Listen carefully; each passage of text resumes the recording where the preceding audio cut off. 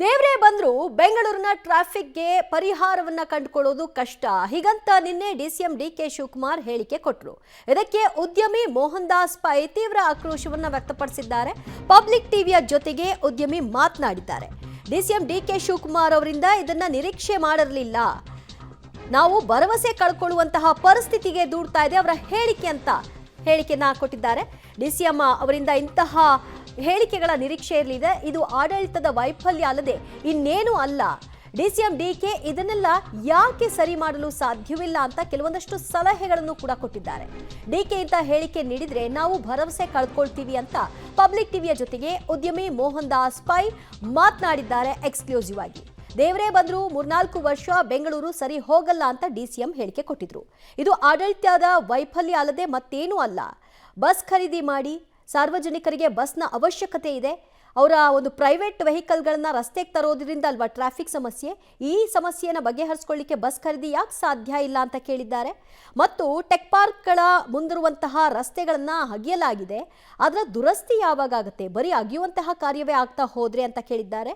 ಜೊತೆಗೆ ಭ್ರಷ್ಟಾಚಾರ ಜಾಸ್ತಿ ಆಗ್ತಾ ಇದೆ ಅಂತಲೂ ಕೂಡ ಕಿಡಿಕಾರಿದ್ದಾರೆ. ಬಂದರೂ ಕಾಪಾಡಕ್ಕೆ ಸಾಧ್ಯ ಇಲ್ಲ ಅನ್ನುವಂಥ ನಿಟ್ಟಿನಲ್ಲಿ ಉಪಮುಖ್ಯಮಂತ್ರಿ ಡಿ ಕೆ ಶಿವಕುಮಾರ್ ಅವರು ಹೇಳಿಕೆಯನ್ನು ಕೊಟ್ಟಿದ್ದಾರೆ. ಈ ಹೇಳಿಕೆ ಸಾಕಷ್ಟು ಟೀಕೆಗಳಿಗೆ ಕಾರಣ ಆಗಿದೆ. ಅದರಲ್ಲೂ ಕೂಡ ವಿಶೇಷವಾಗಿ ಬೆಂಗಳೂರು ಮೂಲದ ಉದ್ಯಮಿಗಳು ಕೂಡ ಆಕ್ಷೇಪವನ್ನು ವ್ಯಕ್ತಪಡಿಸ್ತಾ ಇದ್ದಾರೆ.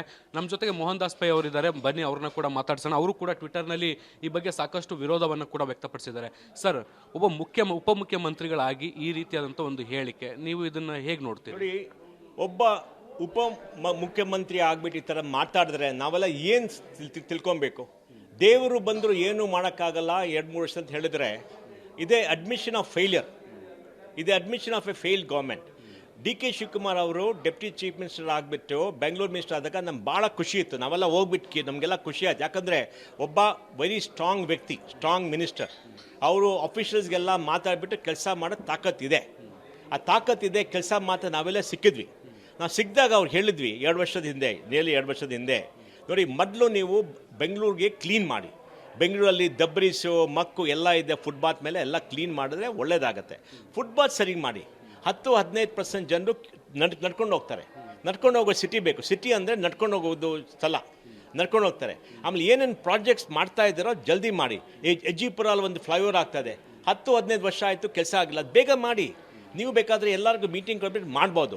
ಆಮೇಲೆ ನಮ್ಮ ಮೆಟ್ರೋ ಬೇಗ ಮಾಡಿಸಿ. ಮೆಟ್ರೋಲ್ಲಿ ನೋಡಿ ದಿನಾಲು ಹೋಗಿ ನೋಡಿದ್ರೆ ಕೆಲಸನೇ ಮಾಡ್ತಾಯಿಲ್ಲ, ಜನರೇ ಇಲ್ಲ ಅಲ್ಲಿ. ಯಾಕೆ ಇದು ಭಾಳ ಡಿಲೇ ಆಗ್ತಾಯಿದೆ, ದುಡ್ಡಿನ ಕಮ್ಮಿ ಅಲ್ಲ, ಡಿಲೇ ಆಗ್ತಾಯಿದೆ. ನೀವು ಬೇಕಾದ್ರೆ ಮೀಟಿಂಗ್ ತೊಗೊಂಡು ಮಾಡಿ, ಏನೇನು ತಾಪತ್ರೆ ಇದೆ. ಯಾಕಂದರೆ ಹೊಸೂರಲ್ಲಿ ಅದೆಲ್ಲ ಅದು ಎಲಿವೇಟರ್ ರೋಡ್ ಇದೆಲ್ಲ, ಬೆಲ್ಲೇರಿ ರೋಡಲ್ಲಿ, ಅಲ್ಲಿ ರಿಂಗ್ ರೋಡ್ ಹತ್ರ, ಅಲ್ಲಿ 45 ಎಕರೆ ಹೆಬ್ಬಾಲ್ ಲೇಕ್ ಪಕ್ಕದಲ್ಲಿ ಅದು BML ಕೇಳ್ತಾ, ಅವ್ರು ಕೊಡಿ. ಯಾಕೆ ಕೊಡೋಲ್ಲ ನೀವು? ಯಾಕೆ ಪ್ರೈವೇಟ್ ಕಂಪ್ನಿ ಕೊಡ್ತೀರಾ? ಕೊಡಿ, ಇಮಿಡಿಯೇಟಾಗಿ ಕೊಡಿ. ಅವ್ರು ಬರಲಿ ಇಂಟರೇಂಜು. ಆಮೇಲೆ ನಮ್ಗೆ ಬಸ್ಗಳು ಬೇಕು, ಪಬ್ಲಿಕ್ ಟ್ರಾನ್ಸ್ಪೋರ್ಟ್. BBMPಲಿ 6,000 ಬಸ್ಗಳಿತ್ತು. 10 ವರ್ಷದಿಂದ 6,000 ಬಸ್ಸು, ಅದರಲ್ಲಿ ಒಂದು 500,000 ಬಸ್ಸು ಕೆಲಸ ಮಾಡಲ್ಲ. ಒಂದು 20-30% ಜನರು ಕೆಲಸಕ್ಕೆ ಬರಲ್ಲ. ಸರಿ ಮಾಡಿರಿ, ಅದು ಪಬ್ಲಿಕ್ ಟ್ರಾನ್ಸ್ಪೋರ್ಟ್ ಮಾಡಿ. ಪಬ್ಲಿಕ್ ಟ್ರಾನ್ಸ್ಪೋರ್ಟ್ ಮಾಡೋಕ್ಕಾಗಲ್ಲ ಅಂದರೆ ಪ್ರೈವೇಟ್ ಸೆಕ್ಟರಿಂದ ಎಲೆಕ್ಟ್ರಿಕ್ ವೆಹಿಕಲ್ ಬಸ್ ಯಾರು ತೊಗೊಂಡ್ಬರ್ತಾರೆ ಅವ್ರಿಗೆ ಲೈಸೆನ್ಸ್ ಕೊಡಿ, ಅವ್ರಿಗೆ ಟ್ರಾನ್ಸ್ಫಾರ್ಮ್ ಮಾಡಿ. ನೀವು ಕೆಲಸ ಮಾಡಬೇಕು. ಇವಾಗ ಏನಾಗಿದೆ, 2 ವರ್ಷ ಭ್ರಷ್ಟಾಚಾರ ಜಾಸ್ತಿ ಆಗಿಬಿಟ್ಟಿದೆ. BBMPಲಿ BDಯಲ್ಲಿ ನಿಮ್ಗೆ ಏನಾದರೂ ಅಪ್ರೂವಲ್ ಪ್ರಾಜೆಕ್ಟ್ ಬೇಕಾದ್ರೆ ದುಡ್ಡು ಕೇಳ್ತಾರೆ. ಭ್ರಷ್ಟಾಚಾರ ಜಾಸ್ತಿ ಆಗಿದೆ, ಪಾಟ್ರೋಲ್ ಜಾಸ್ತಿ ಆಗಿದ್ದಾರೆ. ಡಿ ಕೆ ಶಿವಕುಮಾರ್ ಯಾವಾಗಲೂ 2 ತಿಂಗಳು ಒಂದ್ಸಲಿ ಎಲ್ಲರೂ ಕರೆದು ಬೈತಾರೆ, ಪಾಟ್ರೋಲ್ ಮಾಡಬೇಡಿ, ಟಾರ್ಗೆಟ್ ಕೊಡ್ತಾರಂತ. ಟಾರ್ಗೆಟ್ ಕೊಟ್ಬಿಟ್ಟು ಏನಾಗ್ತಾ ಇಲ್ಲ, ಅವರೆಲ್ಲ ರಿಪೋರ್ಟ್ ಕೊಡ್ತಾರೆ ಮಾಡಿದೆ ಅಂತ, ಆಗ್ತಾ ಇಲ್ಲ. ನೀವು ಔಟರ್ ರಿಂಗ್ ರೋಡ್ ಹೋಗ್ಬಿಟ್ಟು ನೋಡಿ ಹೆಂಗಿದೆ. ಔಟರ್ ರಿಂಗ್ ರೋಡ್ ಏನೋ 10 ಲಕ್ಷ ಜನ ಒಂದು IT ಕೆಲಸ ಮಾಡ್ತಾರೆ. ಇದು ಭಾರತ ದೇಶದಲ್ಲೇ ಆ ಥರ ರಸ್ತೆ ಇಲ್ಲ. 10 ಲಕ್ಷ ಜನ ಆ ಥರ ಕೆಲಸ. ಆ ಕಂಪ್ನಿಗಳು ಯಾವಿದೆ ವಿಶ್ವದಲ್ಲೇ, ಆ ಥರ ಕಂಪ್ನಿ ಯಾವ ಸ್ಟೇಟು ಯಾವ ದೇಶ ಹೋದರೂ ಜನರಿಗೆ ಭಾಳ ಖುಷಿ ಆಗುತ್ತೆ. ಆ ಥರ ಸ್ಥಳನೇ ಇಲ್ಲ. ಆ ರೋಡ್ ಹೋಗಿ ನೋಡಿ ಹೆಂಗಿದೆ ಅಂತ. ಮೈಕ್ರೋಸಾಫ್ಟ್ ಕ್ಯಾಂಪಸ್ ಮುಂದೆ ಎಲ್ಲ ಕಿತ್ತಾಕ್ಬಿಟ್ಟಿದ್ದಾರೆ. ಅವ್ರು ಹೆಂಗೆ ಆಚೆ ಬರೋದು. ಒಂದು 100 ಟೆಕ್ ಪಾರ್ಕ್ಗಳಿವೆ. ಒಳಗೆ ಹೋದರೆ ಇದು ಸ್ವರ್ಗ, ಆಚೆ ಹೋದರೆ ನರಕ. ಆ ರೋಡ್ ನರಕ, ಅಲ್ಲಿ ಹೋಗಿ ಆಚೆ ಬರೋಕ್ಕಾಗಲ್ಲ. ಈ ಸರಿ ಮಾಡೋಕ್ಕೇನು ಆಗಲ್ವ ನಿಮಗೆ? ನೀವು ಡೆಪ್ಟಿ ಚೀಫ್ ಮಿನಿಸ್ಟರು, ಭಾಳ ಪವರ್ಫುಲ್ ಮಿನಿಸ್ಟರ್, ನಿಮ್ಗೆ ಗೊತ್ತು ಏನು ಮಾಡಬೇಕಂತ. ನೀವು ರಿಯಲ್ ಎಸ್ಟೇಟ್ ಬಿಸ್ನೆಸ್ ಏನಂತ ಗೊತ್ತು ನಿಮಗೆ, ಮಾಡಿ. ನೀವು ಹೇಳ್ತಿದ್ರಿ ಸರ್ಕಾರದಲ್ಲಿ ಭ್ರಷ್ಟಾಚಾರ ಜಾಸ್ತಿ ಆಗಿದೆ ಅಂತ. ಯಾವ ಹಂತದಲ್ಲಿ ಭ್ರಷ್ಟಾಚಾರ ಆಗ್ತಿದೆ ಸರ್? ನೋಡಿ, ಎಲ್ಲ ಅಪ್ರೂವಲ್ ಕೊಡೋಕ್ಕೆ ಒಂದು ರೇಟ್ ಕಾರ್ಡ್ ಮಾಡ್ತಾರೆ. ಭ್ರಷ್ಟಾಚಾರ ಜಾಸ್ತಿ ಆಗಿಬಿಟ್ಟಿದೆ. ನಾವು ನೋಡ್ತಾ ಇದ್ದೀವಿ. ಈ ಭ್ರಷ್ಟಾಚಾರ ಇವಾಗ ಆಗಿಲ್ಲ, 15-20 ವರ್ಷದಿಂದ ಆಗ್ತಾನೇ ಇದೆ. ರಾಮಕೃಷ್ಣ ಹೆಗ್ಡೆ ಅವರು ಇದ್ದಾಗ ಶುರು ಆಯಿತು. ಆ ಥರದಿಂದ ಜಲ್ದಿ ಆಗ್ತಾನೇ ಇದೆ. ಯಾವ ಹೊಸ ಸರ್ಕಾರ ಬರ್ತಾರೋ ಅವ್ರು ಜಾಸ್ತಿ ಮಾಡ್ತಾರೆ, ಎಲ್ಲ ಕಡೆ ಜಾಸ್ತಿ. ಇವಾಗೆಲ್ಲ ರೇಟ್ ಕಾರ್ಡ್ ಮಾಡಿದ್ದಾರೆ ಎಲ್ಲ ಕಡೆ. ಅದಕ್ಕೆ ನಾನೇನು ಹೇಳ್ತೇನೆಂದರೆ, ನೋಡಿ, ಗೌರ್ಮೆಂಟ್ ಡಿಪಾರ್ಟ್ಮೆಂಟ್ ಯಾವ್ಯಾವ ಗೌರ್ಮೆಂಟ್ ಡಿಪಾರ್ಟ್ಮೆಂಟ್ ಇದ್ದರೆ ಅವ್ರು ಏನಾದರೂ ಅಪ್ರೂವಲನ್ನು ಕೊಟ್ಟಾರೆ ದುಡ್ಡು ಕಿತ್ತಕ್ಕೆ ಕೀಳ್ತಾರೆ. ಜಾಸ್ತಿ ಜನ, ಒಂದು 20-30% ಜನ ಮಾಡ್ತಾರೆ. ನೀವು ಒಂದು ರೇಟ್ ಕಾರ್ಡ್ ಹಾಕ್ಬಿಡಿ ಡಿಪಾರ್ಟ್ಮೆಂಟಲ್ಲಿ, ಇಷ್ಟು ದುಡ್ಡು ಕೊಡಬೇಕು ಚೆಕ್ಕಲ್ಲಿ ಭ್ರಷ್ಟಾಚಾರ ಮಾಡಿ ತೊಗೊಳ್ಳಿ, ಎಲ್ಲರಿಗೂ ದುಡ್ಡು ಕೊಡಿ, ಕೆಲಸ ಮಾಡಿ. ಭ್ರಷ್ಟಾಚಾರ ಮಾಡಿಬಿಟ್ಟು ಕೆಲಸ ಮಾಡಲ್ಲ. ನೋಡಿ, ನಮ್ಮ ನೇಬರಿಂಗ್ ಸ್ಟೇಟು ತಮಿಳ್ನಾಡು ಅಲ್ಲಿ ಭ್ರಷ್ಟಾಚಾರ ಇದೆ, ಬೇರೆ ಸ್ಟೇಟಲ್ಲೂ ಭ್ರಷ್ಟಾಚಾರ ಇದೆ. ಅದು ತಮಿಳ್ನಾಡಲ್ಲಿ ಏನಾಗುತ್ತೆ, ಭ್ರಷ್ಟಾಚಾರ ಆಗಿಬಿಟ್ರೆ ಮಿನಿಸ್ಟರ್ ಮಾತಾಡಿದ್ರೆ ಅವ್ರು ಹೂ ಅಂದರೆ ಕೆಲಸ ಆಗತ್ತೆ, ಬೇರೆ ಕಡೆ ಕೆಲಸ ಆಗತ್ತೆ, ತೆಲಂಗಾಣಲ್ಲಿ ಕೆಲಸ ಆಗತ್ತೆ. ಕರ್ನಾಟಕದಲ್ಲಿ ಮಿನಿಸ್ಟರ್ ಹೂ ಅಂದರೆ ಕೆಲಸನೇ ಆಗಲ್ಲ. ಇದು 10 ವರ್ಷದಿಂದ ಆಗ್ತಾನೆ ಇದೆ. ನಾವೆಲ್ಲ ಮಿನಿಸ್ಟರ್ ಹೋಗಿ ಕಂಪ್ಲೇಂಟ್ ಮಾಡ್ತೀವಿ, ಆಗಿಲ್ಲ ಅಂತ. ಮಿನಿಸ್ಟರ್ ಏನು ಮಾಡ್ತಾರೆ, ಮೀಟಿಂಗ್ ಕಳಿಸ್ತಾರೆ. ಮೀಟಿಂಗ್ ಕರೆದ್ಬಿಟ್ಟು ಎಲ್ಲರಿಗೂ ಹೇಳ್ತಾರೆ ಮಾಡ್ತೀವಿ ಅಂತ ಹೇಳ್ತಾರೆ. 2 ತಿಂಗಳಾದ್ಮೇಲೆ ಓದಿ ಕೇಳಿದ್ರೆ ಏನೂ ಆಗಿಲ್ಲ ಸರ್, ಮೀಟಿಂಗ್ ಕಟ್ತಾರೆ, ಬೈತಾರೆ, ಮಾಡ್ತೀವಿ ಸರ್ ಅಂತ. ಇನ್ನೂ 2 ತಿಂಗಳಾದ್ಮೇಲೆ ಬರ್ತಾರೆ, ಅವ್ರಿಗೆಲ್ಲ ಅಬ್ಯೂಸ್ ಮಾಡ್ತಾರೆ, ಅವಾಗ ಕೆಲಸ ಆಗುತ್ತೆ. ಇಲ್ಲಿ ಅಫಿಷಿಯಲ್ಸ್ ಕೇಳಲ್ಲ.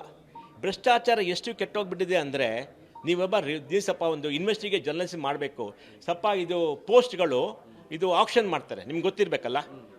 ಪೋಸ್ಟ್ಗಳು ಆಕ್ಷನ್ ಮಾಡ್ತಾರೆ. ಇವಾಗೆಲ್ಲ ಸ್ವಲ್ಪ ಇದು ಕರಪ್ಟ್ ಅಫಿಷಿಯಲ್ ಒಟ್ಟಿಗೆ ಆಗ್ಬಿಟ್ಟು ಇನ್ವೆಸ್ಟ್ಮೆಂಟ್ ಮಾಡ್ತಾರೆ. ಎಲ್ಲರೂ 10 ಲಕ್ಷ 15 ಲಕ್ಷ ಒಂದು ಫಂಡ್ ಮಾಡ್ತಾರೆ. ಆ ಫಂಡ್ ಮಾಡಿಬಿಟ್ಟು ಆ ದುಡ್ಡು ಕೊಟ್ಬಿಟ್ಟು ಆ ಪೋಸ್ಟ್ ತೊಗೋತಾರೆ. ಆಮೇಲೆ ಪೋಸ್ಟ್ ತೊಗೊಂಡ್ಬಿಟ್ಟು ಅವನು ಕೆಲಸ ಮಾಡಿಬಿಟ್ಟು ದುಡ್ಡು ವಾಪಸ್ ಕೊಡಬೇಕು. ವೆಂಚರ್ ಕ್ಯಾಪಿಟಲ್ ಇನ್ ಕರಪ್ಷನ್ ಮಾಡ್ತಾ ಇದ್ದಾರೆ. ಆ ಥರ ಆಗಿಬಿಟ್ಟಿದೆ ಕರ್ನಾಟಕ ನಮ್ಮ ಸ್ಟೇಟಲ್ಲಿ. ನೋಡಿ, ನಾವು ಯಾವುದೋ ಒಂದು ಬಿಡಿ ಅಂತ ಒಂದು ಪರ್ಮಿಷನ್ ಕೇಳಿದ್ವಿ, ಮನೆ ಯಾವುದೋ ನಮ್ಮ ಫ್ರೆಂಡು ಮನೆ ಕಟ್ಟೋಕ್ಕೆ ಕೇಳೋದು 15 ಲಕ್ಷ ಕೊಡಿ ಅಂತೆ. ಅವ್ರಿಗೆ ಯಾಕೆ ಕೊಡ್ಬೇಕು ದುಡ್ಡು? ಏನಂದ್ರೆ ಗೊತ್ತಾ, ಸರ್ ನಾನು ದುಡ್ಡು ಕೊಟ್ಟು ಬಂದೀನಿ ಸರ್, ಇಲ್ಲಿ 1 ವರ್ಷ ನಾವು ಕಮಿಟ್ ಮಾಡಿದ್ವಿ, ಇವಾಗ ಬೇಗ ನಂಗೆ ಹೋಗಿ ಕೊಡ್ತಾರೆ, ನಾನು ದುಡ್ಡು ರಿಕವರಿ ಮಾಡೋದು ಬೇಡವಾ? ಆ ಥರ ಆಗಿಬಿಟ್ಟಿದೆ. ಆದರೆ ಭ್ರಷ್ಟಾಚಾರ ಇದ್ರೂ ಕೆಲಸ ಆಗಬೇಕು. ಕರ್ನಾಟಕದಲ್ಲಿ ಏನಾಗಿದೆ, ಭ್ರಷ್ಟಾಚಾರ ಜಾಸ್ತಿ ಕೆಲಸ ಆಗ್ತಾ ಇಲ್ಲ. ನೀವು ಬೇಕಾದರೆ ಒಂದು 6 ತಿಂಗಳಿಂದ ಹಿಂದೆಯಿಂದ 1 ವರ್ಷದಿಂದ ಎಷ್ಟು ರಿಯಲ್ ಎಸ್ಟೇಟ್ ಪ್ರಾಜೆಕ್ಟ್ಸ್ ಅಪ್ರೂವಲ್ ಸಿಕ್ಕಿದೆ, ಪೆಂಡಿಂಗ್ ಲಿಸ್ಟ್ ಏನಿದೆ, ಯಾರಿಗ ಸಿಕ್ಕಿದೆ, ನೀವು ಬಗ್ಗೆ ಟೆಸ್ಟ್ ಮಾಡಿ ನೋಡಿ. ಇವಾಗ ನಾನು ಒಬ್ಬ ಇಂಡಸ್ಟ್ರಿ ಅಥವಾ ಯಾರೋ ಕೇಳಿದೆ MNC ಹತ್ರ, ಏನಪ್ಪ ನಿಮ್ಮ ಜಮೀನು ಬಂತ? ಅವ್ರು ಬಂದು ಹೇಳಿದ್ರು, ಅವ್ರು ನಮ್ಮ ಜಮೀನು ಕೊಟ್ಟರು, ಜಮೀನು ಅಲಾಟ್ ಮಾಡೋದು ಇನ್ನೂ ಹ್ಯಾಂಡ್ ಓವರ್ ಮಾಡಿಲ್ಲ ಅಂತ. ಆ ಥರ ಆಗಿಬಿಟ್ಟಿದೆ.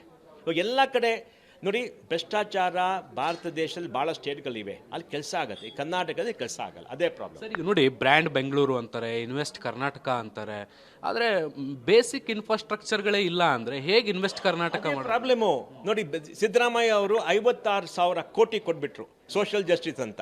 ಏನು ಅವ್ರು ಸಿದ್ದರಾಮಯ್ಯ ಅವರು ಮುಂಚೆ ಚೀಫ್ ಮಿನಿಸ್ಟರ್ ಸೋಷಿಯಲ್ ಜಸ್ಟಿಸ್ ಆಗಿರ್ಲಿಲ್ವಾ? ಇವಾಗ ಪವರು ಅವ್ರು ತೊಗೊಂಡು ದುಡ್ಡು ಕೊಟ್ಟು ತೊಗೊಂಡಿದ್ದಾರೆ.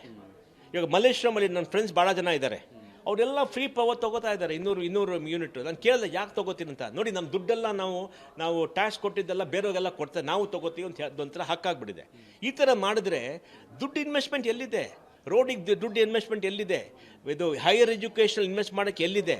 ನಮ್ಮ ಯುವಕರಿಗೆ ಏನು ಬೇಕು? ಕೆಲಸ ಬೇಕು. ಯಾರಿಗೂ ಡೋಲ್ಸ್ ಬೇಡ, ಒಂದು 2,000 3,000 ಮಂತಿಗೆ ಯಾರಿಗೂ ಬೇಡ. ನೀವು ಯಾರು ತಾಯಿ ತಂದೆ ಕನ್ನಡಿಗರಿಗೆ ಕೇಳಿ ನಿಮ್ಗೇನು ಬೇಕು ಅಂತ. ನಮ್ಮ ಮಕ್ಕಳಿಗೆ ಒಳ್ಳೆ ಶಿಕ್ಷಣ ಬೇಕು, ಒಳ್ಳೆ ಕೆಲಸ ಬೇಕು, ಅದು ಕೊಡಬೇಕು. ಸಿದ್ದರಾಮಯ್ಯ ಅವರು ಕರ್ನಾಟಕದ ಬೆಸ್ಟ್ ಫಿನಾನ್ಸ್ ಮಿನಿಸ್ಟರ್ ಆಗಿದ್ದರು, one of the best chief minister, A brilliant man. ಅವ್ರಿಗೆಲ್ಲ ಗೊತ್ತು. ಇವಾಗ ಏನಾಗ್ಬಿಟ್ಟಿದೆ, ದುಡ್ಡಿಲ್ಲ. MLAಗಳೆಲ್ಲ ಕಷ್ಟ, ಇದು ಕೋಪ ಇದೆ MLA. ಯಾಕಂದರೆ MLAಗಳೇ ಕಾನ್ಸ್ಟಿಟ್ಯೂನ್ಸಿಲಿ ಕೆಲಸ ಆಗ್ತಾ ಇತ್ತು, ಏನೋ ಮಾಡ್ತಾಯಿದ್ರು, ಜನತೆಗೆ ಹೇಳ್ತಾನೆ ಇದು ಮಾಡ್ತೀನಿ ಅದು ಮಾಡ್ತೀನಿ ಅಂತ. ಅವ್ರ ಸಪೋರ್ಟರ್ಸ್ ದುಡ್ಡು ಮಾಡ್ತಾಯಿದ್ರು, ಅದೆಲ್ಲ ಕಟ್ಟಾಗ್ಬಿಟ್ಟಿದೆ. ಇವಾಗ ಭಾಳ ಪ್ರಾಬ್ಲಮ್ ಆಗ್ಬಿಟ್ಟಿದ್ದಾರೆ. ಇವಾಗ ಕರ್ನಾಟಕದು ಇವಾಗ ಇದು ಲೇಟೆಸ್ಟ್ ಒಂದು ಸರ್ವೆ ನೋಡಿದ್ರೆ, ಲೇಬರ್ ಸರ್ವೆ ನೋಡಿದ್ರೆ, ಗೌರ್ಮೆಂಟ್ ಆಫ್ ಇಂಡಿಯಾ ಸರ್ವೆ ನೋಡಿದ್ರೆ, ಅನ್ಎಂಪ್ಲಾಯ್ಮೆಂಟ್ ಇನ್ ಅಕ್ಟೋಬರ್ ಡಿಸೆಂಬರ್ ಜಾಸ್ತಿ ಆಗಿಬಿಟ್ಟಿದೆ.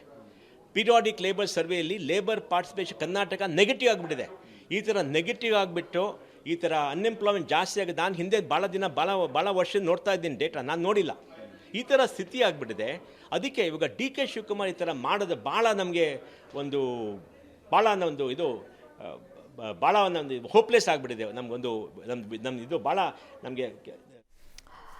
ಓಕೆ, ಪಬ್ಲಿಕ್ ಟಿವಿಯ ಜೊತೆಗೆ ಎಕ್ಸ್ಕ್ಲೂಸಿವ್ ಆಗಿ ಉದ್ಯಮಿ ಮೋಹನ್ ದಾಸ್ ಪೈ ಅವರು ಮಾತನಾಡಿದ್ರು. ಬಹಳಷ್ಟು ವಿಚಾರಗಳನ್ನ ಇಲ್ಲಿ ಪ್ರಸ್ತಾಪ ಮಾಡಿದ್ರು, ಕೆಲವೊಂದಷ್ಟು ಸಲಹೆಗಳನ್ನ ಕೊಟ್ಟಿದ್ದಾರೆ ಮತ್ತು ಅವ್ಯವಸ್ಥೆ ಯಾವ ರೀತಿಯಾಗಿ ತಾಂಡವ ಆಡ್ತಾ ಇದೆ, ಇದರ ಪರಿಣಾಮ ಅಭಿವೃದ್ಧಿ ಕುಂಠಿತ ಆಗಿದೆ ಅನ್ನುವಂತಹ ವಿಷಯಗಳನ್ನು ಪ್ರಸ್ತಾಪ ಮಾಡಿದ್ದಾರೆ.